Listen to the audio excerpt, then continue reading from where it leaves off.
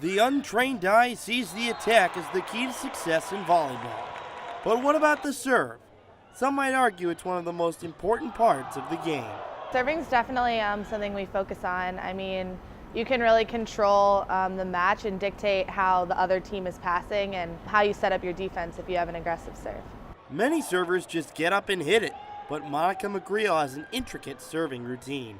Spin the ball a few times, look at the ball, take another deep breath, get my hand position on the ball, and then throw it up and watch it, and then just go from there. Different servers have different ways that they go about setting up to their serve and delivering their serve. And depending on the player, it all depends on their velocity, spin, and angle of attack.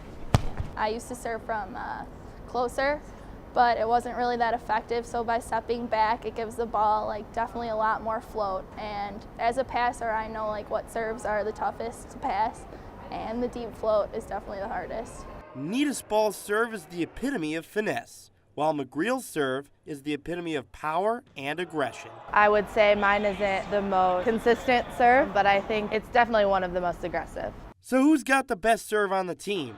If you witnessed a match at Welsh Ryan this year, the answer is quite obvious. Definitely Monica has a really tough serve. It's awesome, and it's really hard to pass.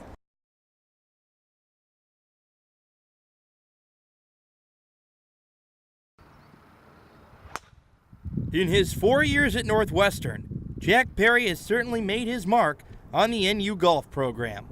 Perry has taken overall medalists 3 times in his career while helping NU to 2 team wins during the 2013 fall season. But Perry, who holds NU's 54-hole scoring record, gives most of the credit to his coaches for his continued success. I feel like I've really bought into what Pat Goss and David Ingles have really tried to get us to do. And I think it's been really helpful because we don't view, I don't know about other sports, but we don't really view golf as a short term, I practice my putting for 2 days, that means I'm going to be a good putter. It's just, we're really looking for the long-term development as a golfer and a person. In golf, like most sports, no matter how good you are, there is always room for improvement. And Perry saw that he could get even better with a bit of an adjustment to his swing plane. From last year to this year, I feel like I've really improved the plane of the club and the plane that the club's traveling on, and then also kind of trying to control my body a little bit better. Because if you control your body, you'll control the club. This is Perry last year. He has a great takeaway and gets into a good position at the top. In his downswing, he drops the club in the speed slot, which generates most of his power. This is Perry this year.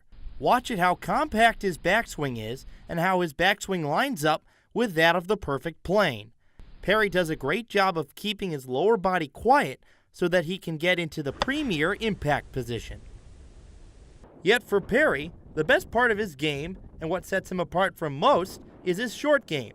Teammates like Bennett Lavin agree. His work ethic with the scoring clubs has made him that much better. He just grinds every day on his short game and putting a ton, and I mean that's where he's really gotten better, is in his short game and putting. I mean, I don't think he hits it too dissimilarly than he did when I first came in. As his time at Northwestern comes to a close, Perry wants to win a conference title, not just for himself or his team, but for the man who makes NU golf better, head coach Pat Goss. I want to win a Big Ten championship for us, but for Pat too.